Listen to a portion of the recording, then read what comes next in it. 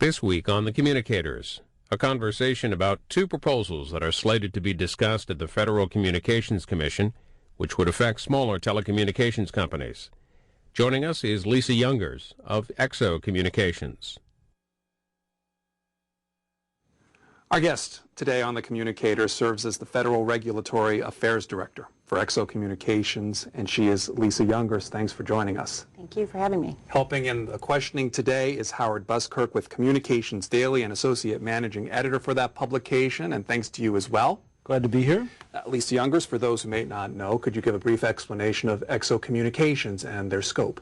Of course. EXO Communications is a nationwide all-distance telecommunications provider. We provide a host of different products to both end users, business end users, as well as we have a robust wholesale business providing services to other carriers.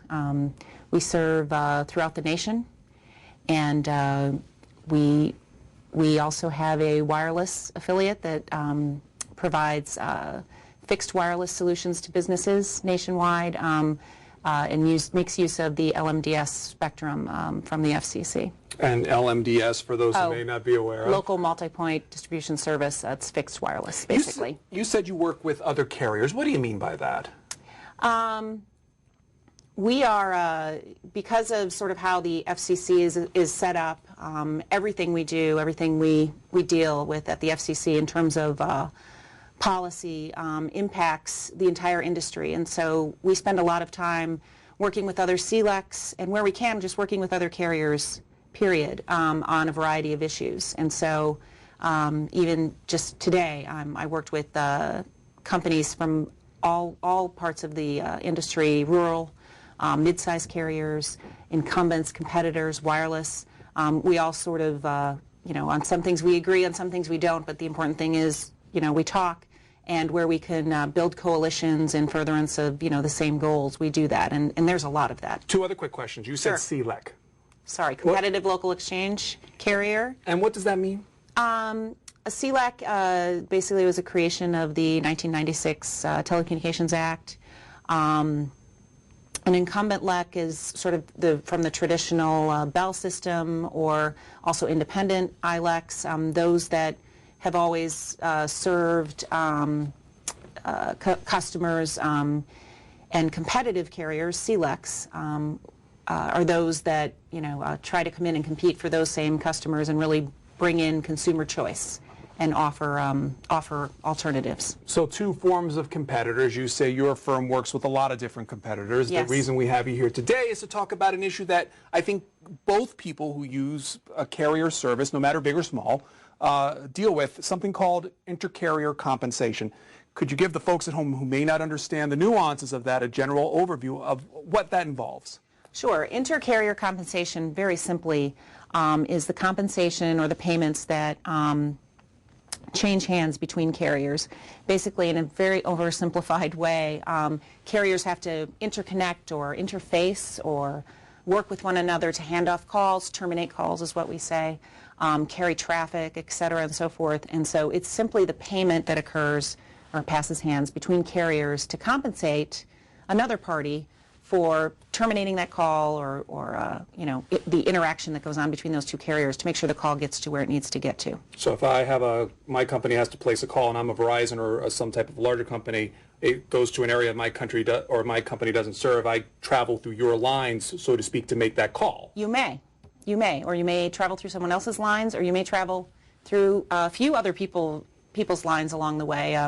We have a wholesale business, so we may carry part of it, and somebody else may terminate it. It may involve a few carriers, but yes, that's right. Okay, I have ask enough question. Howard Buskirk, go ahead. Well, maybe it might be helpful to people out there to explain a little bit more like what you're talking about when you talk about terminating calls, because I think that for a lot of viewers, there's probably a lot of interest in how this impacts them, how this affects them, and the cost of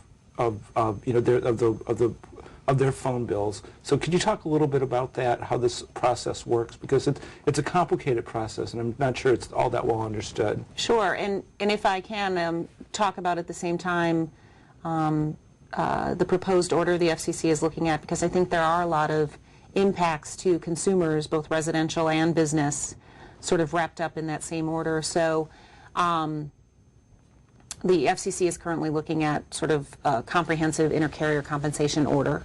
And intercarrier compensation, or the compensation that goes between carriers, how that impacts sort of a consumer, or residential or a business consumer, is the price I have to pay, or the cost of, rather, that's a better way of saying it, terminating that call. That is a call that is, needs to go to a Verizon customer, and therefore Verizon has to terminate the call on their network, or, paying for carrying the call between parties.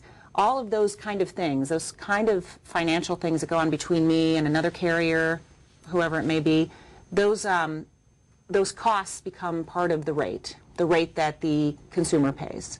That's how a consumer would see it. Other things like something on the consumer bill called the subscriber line charge, the SLIC.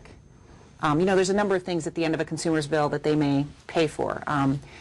Those are, that's another way that the FCC has established for carriers to be able to recover part of the cost of the call. The FCC oversees or places a cap on how high that SLIC, subscriber line charge, may be.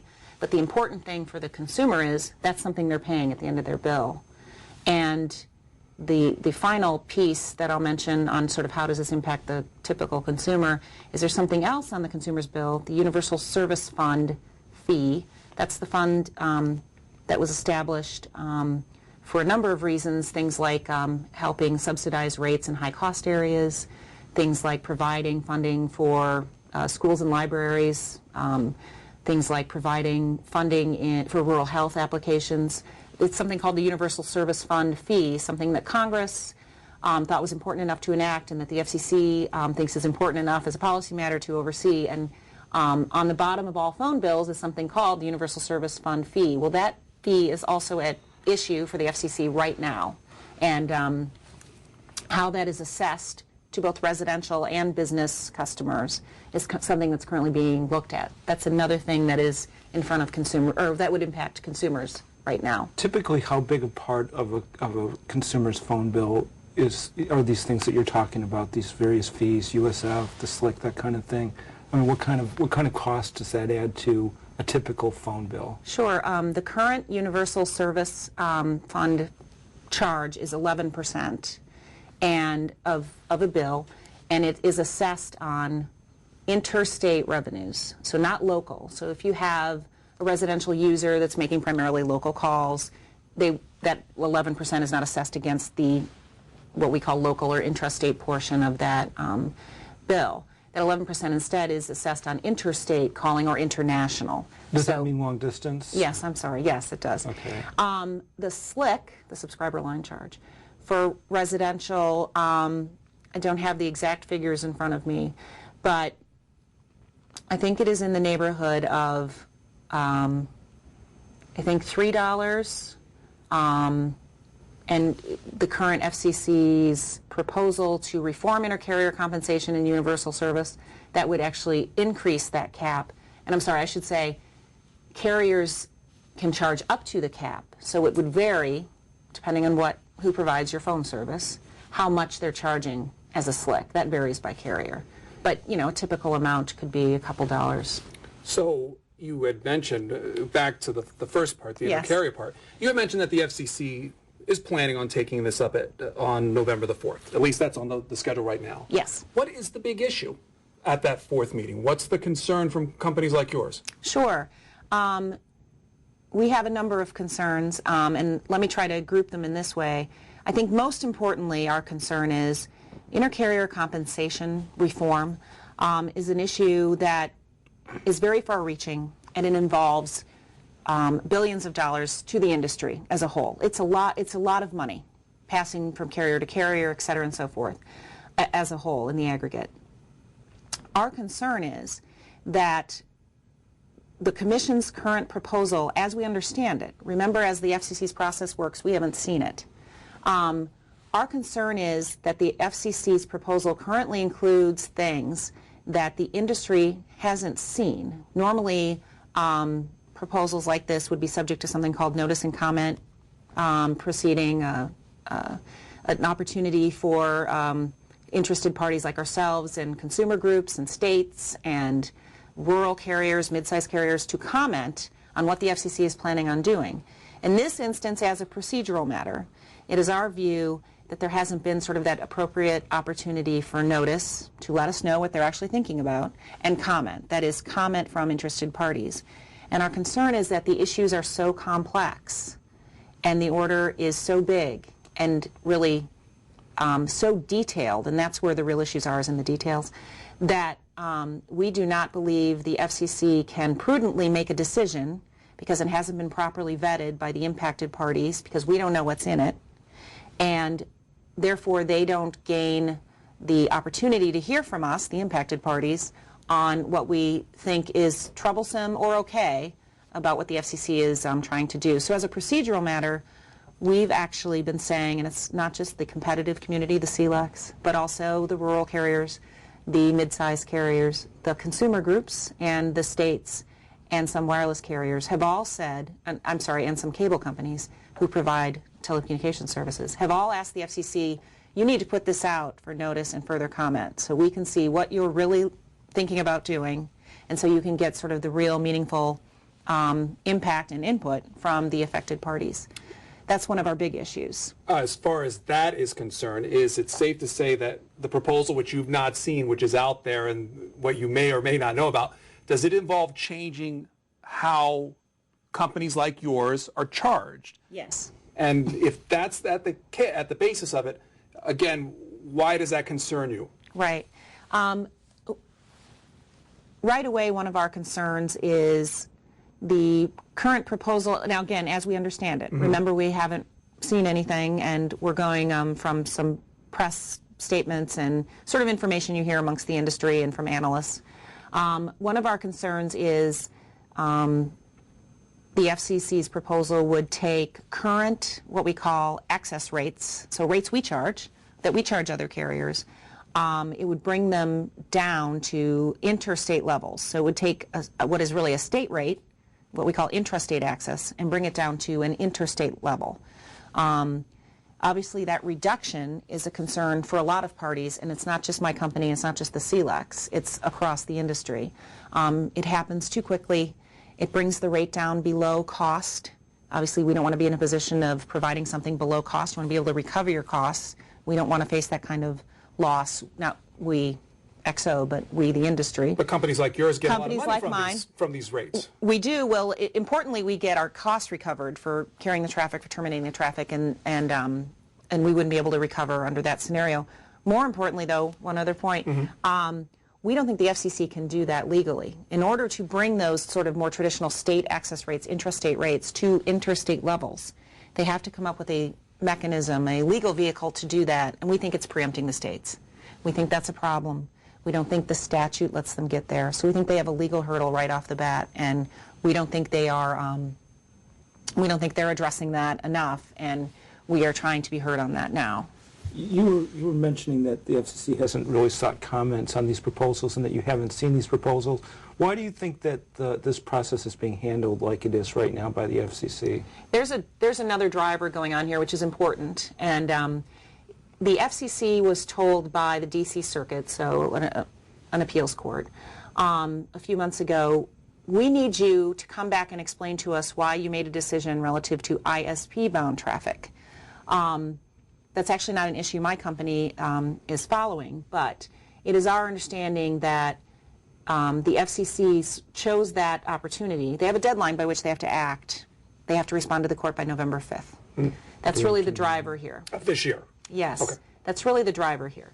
So the FCC, rather than just narrowly answer the court on that issue, which is our advocacy, just answer them on that issue, that's all you have to do, has, at least some people at the Commission have taken this opportunity to attach to that order and that momentum and that deadline the idea of reforming the entire regime. And we think that's what's pushed this to the November 4th date. We have told the FCC, and we are continuing to tell them, even as I sit here, that all they need to do is answer the court on that very narrow issue on November 4th, and then put out for comment the rest of what you're thinking about doing, and give us, the impacted parties, the interested parties, a meaningful opportunity to respond. Some critics out there like to say, no, they're intertwined. The FCC can't just act on that narrow issue of ISP-bound traffic. They need to they need to address the entire compensation regime. And we are saying, no, you can just answer the ISP issue, how you treat ISP traffic, and you can save these other things for a further notice and comment, which would be the appropriate process. Does the FCC have to do something in reaction to this the so-called ISP remand, or can they do they just have to explain better what their position is, or do they actually have to take a step of some kind on November the 4th? That's a good point. They could explain, they could provide a better rationale, they could elect to do something different, which would also answer the court. Actually, there's a third option, which is they could do nothing, and all the court would do would just simply to vacate the prior decision by the FCC. These issues have been before the FCC, and they've been before Congress for a long time. And yes. People will say the current Universal Service Fund is broken, intercarrier compensation's a little out of whack. But these issues are difficult to solve and difficult to work through.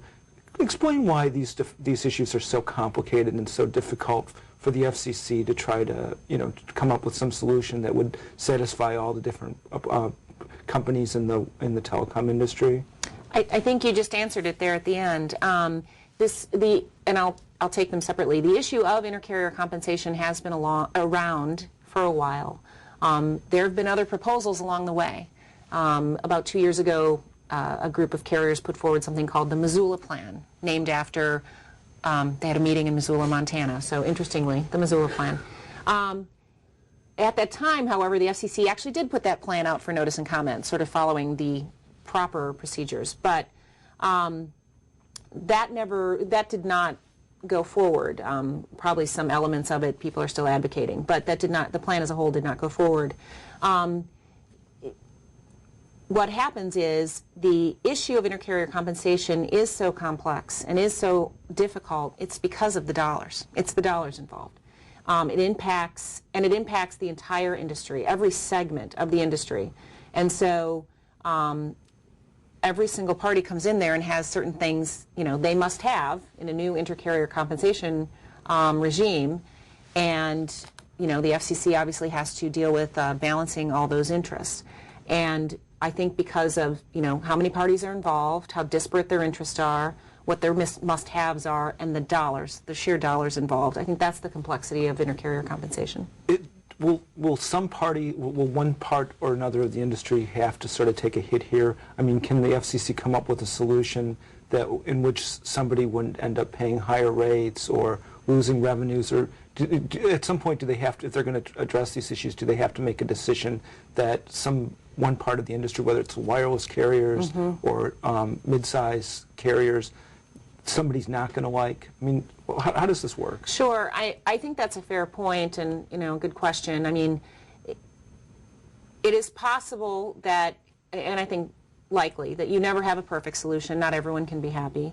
I also think, as we like to say, is there's a little bit of something in there for everybody, or does everyone take a hit? I mean, that would suggest a balanced approach. You don't get X, but we're helping you over here. Our problem with the current proposal, again, as we understand it, is it only provides benefit to the two largest carriers in the country, and pretty much hurt. Who are the two largest carriers? AT&T and Verizon, and it sort of uniformly takes a hit at the rest of the industry, and that's our problem. And if we had a more meaningful opportunity to weigh in, we could, sort of flesh that out a little further. Our concern is that there are details in the order, things included, that further their interests even more, and we aren't even aware of what they are because it's so detailed. So, for example, interconnection and network architecture, not to get into the details there at all, and I won't, but we think there are details in there changing network architecture. We don't think it's necessary for compensation reform. We think it benefits the two largest carriers, and we don't know why it's included at all. And we wouldn't know how it fully impacts us until we can see the details, but we can't see them. Verizon weighed in and submitted their own proposal. Yes. Part of what they submitted goes as such, and let me read it to you. It says, new next-generation platforms based on Internet protocol, which you were referring to before, offering incredible new opportunities for consumer and businesses. These revolutionary new services challenge the traditional concepts of geography and location that were the cornerstones of the existing intercarrier compensation regime.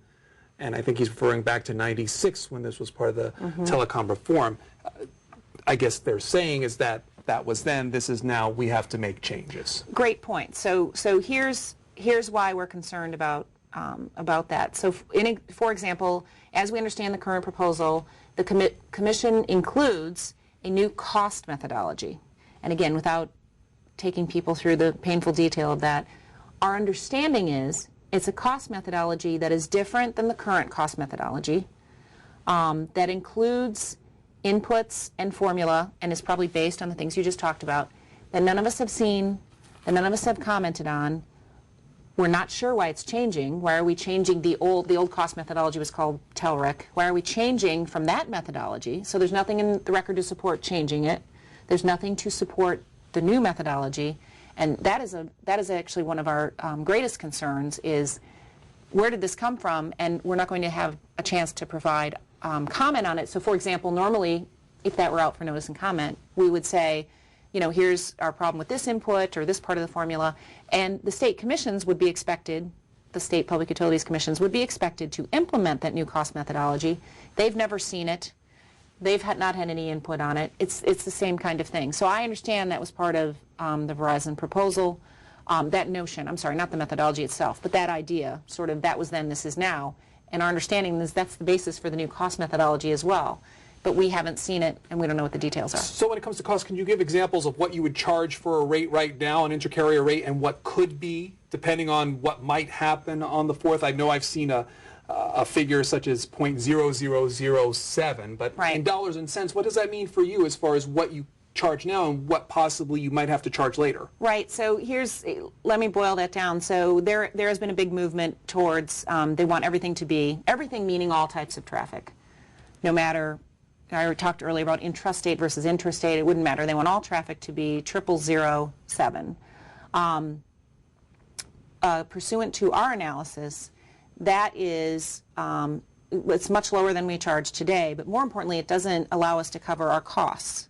In fact, not us, but some of the rural carriers put into the record, it will cost them more to, the paper. It will cost them more to buy the paper and produce the actual bills on which they charge other carriers at 0.007 than, than what they charge today. So in our view, that does not currently, it's below cost and it's not sustainable. We also don't think they have the legal ability to the FCC to get there. But we do know that's a very popular sort of number that people are using and that some would like. And if you don't want to give a specific figure, how much does XO make off these kind of charges? How much do they make? When you, as a total, how much of it? Oh, that's not something I have. I'm but sorry. It's a big part of your... the intrastate access? I mean, is that a big part of the money that comes into It's part of the revenue that comes in, sure. That's true for all competitors. I wouldn't say a big part, but it is definitely part of the overall, revenue scheme, and it's a big part of the industry's revenue, right? Everyone's being compensated for what they're, what they're carrying and what they're terminating. Our concern with 0.007, or some people have suggested bill and keep, which is basically charging nothing, is bill and keep is also, we don't think that's legally sustainable either, and the real policy problem with bill and keep is it favors companies that don't have their own networks, and all they do is, aggregate traffic and send it to somebody for termination, and they don't ever have to reciprocate by terminating someone else's traffic. So we think it disfavors those who have networks and those who are, bill and keep was about the reciprocal arrangement that, you terminate, and you bill and keep on your end, and I'll terminate and bill and keep on mine, and the idea is that that it's a reciprocal event, but we're afraid that bill and keep also, we don't think that's legal and would take us below cost, and that also would disfavor as a policy matter. certain carriers. You were talking before about how you didn't think the way the FCC was proceeding was maybe following the law. Or, I mean, that's usually the way companies talk when they file lawsuits after the FCC comes down with it, because it's typical to challenge these kinds of things in federal court in Washington. Do you think that if the FCC actually does make any changes, like what you're worried about on November 4th, that there's going to be a bunch of lawsuits filed by companies like yours challenging different parts of it? Howard, that's a great question, and it's something that we've been raising to the FCC. That's one of our large concerns about the order, and we've been raising it every step of the way, is whatever the FCC does, it should be done in a legally sustainable manner. We do not want to be in sort of that limbo, that position where everything's being appealed and you don't know what the certainty is. We want regulatory certainty. We have it to some extent right now. We've been in those large periods of litigation before, after the TRO, other large FCC orders, and we don't want to be in that position again. And so we've been telling the FCC, whatever you do, make sure it's legally sustainable. That's our problem with them taking steps that result in preempting the state's roles of setting state rates. That's the problem of going to 0007 or to bill and keep rates we don't think they can get to legally. We've been challenging them to do something that's legally sustainable. So we do have a concern about the threat of litigation later for the sake of providing a stable environment that we're all operating in. To answer your question more specifically, will parties probably litigate after this? I would say that seems like a strong possibility, and here's why. I'm hearing a lot of the industry is unhappy about this. I really only hear a couple parties are okay with what's happening. So it sounds like a lot of unhappy people. Are those larger companies generally that are okay with it? Yes, AT&T has officially endorsed the proposal. We haven't seen it, so we think that's interesting that they've endorsed the proposal, but they've endorsed the proposal. I mean, we're just going on what we're hearing. But do you think that they've seen the proposal and that's why they're endorsing it? I don't know. It might be helpful also to talk a little bit about, you're talking about, the FCC taking some steps on, but right now what the FCC has before them is a document or documents that have been circulated by the chairman. So what happens next? What's going to happen between now and November 4th, and then how does the sort of process work in terms of commissioners reaching a decision? Sure. Here's how I understand it works. I'm obviously not there on the inside, but the chairman has circulated a proposal. The commissioners and their legal advisors are going through that. I think it's probably a very large and complex order. They continue to take meetings, either via phone or in person, from interested parties who request to meet with them on this issue. And they're in the process of doing that now, as we speak. They're called ex parte meetings, and you have to do a certain disclosure, and that's how it generally works. And so the legal advisors and commissioners are trying to work through the order now and understand it. And they're most likely asking questions of those interested parties. How does this impact you? Things that we've talked about today and other things. And only the people inside the commission, so really to your earlier question, only people inside the commission see the order, right? The rest of us rely on what we've heard from the press or what we hear from industry people who, from their meetings, they're trying to understand what might be in the order, or some analyst reports. Because the staff and the commissioners can talk about what's in the order when they meet with people. Yes, they can talk about what's in the order. You don't see it, but they talk about it. And you can tell from their questions what things they're focused on about the order. Then the item will go on what we call sunshine, and that is probably on this coming Tuesday, so a certain number of days before the meeting itself, the meeting scheduled for November 4th, so that, I guess, the week out. It goes on sunshine, and that means all those outside meetings stop.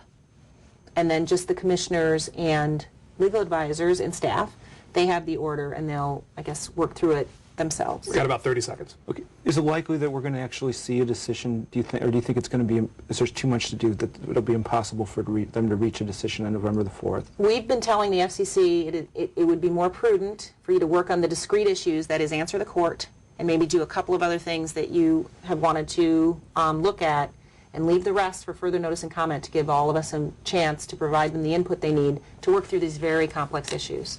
One more quick question. Any chance you'll see the actual document before the 4th? We can't. We won't. No.